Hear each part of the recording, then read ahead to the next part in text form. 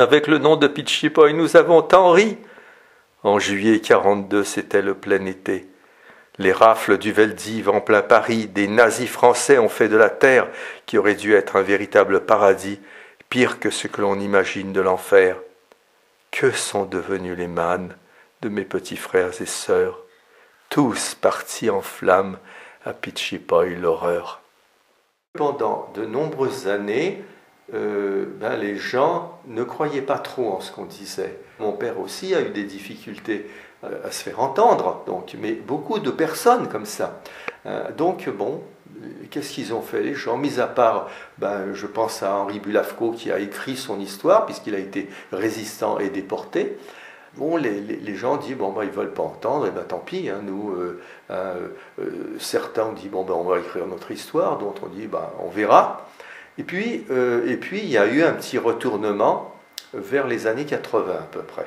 Les gens ont commencé à prendre conscience que la période nazie avait été vraiment une période très très très difficile.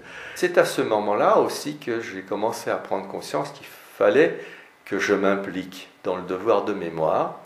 Il y a eu des articles qui ont été écrits dans le Dauphiné, même la Tribune un petit peu, mais dans différents autres journaux.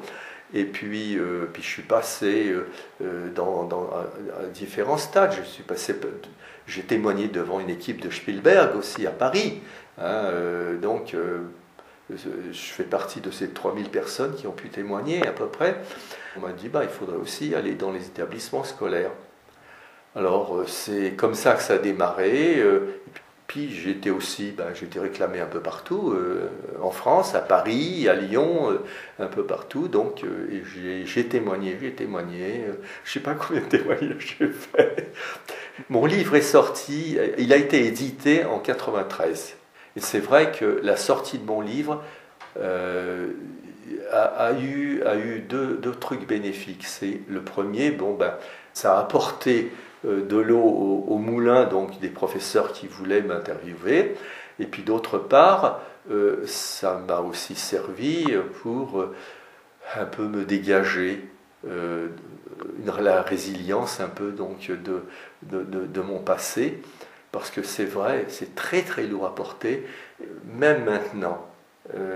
Même si j'ai écrit mon histoire, même si j'ai été dans énormément d'établissements, c'est très très dur.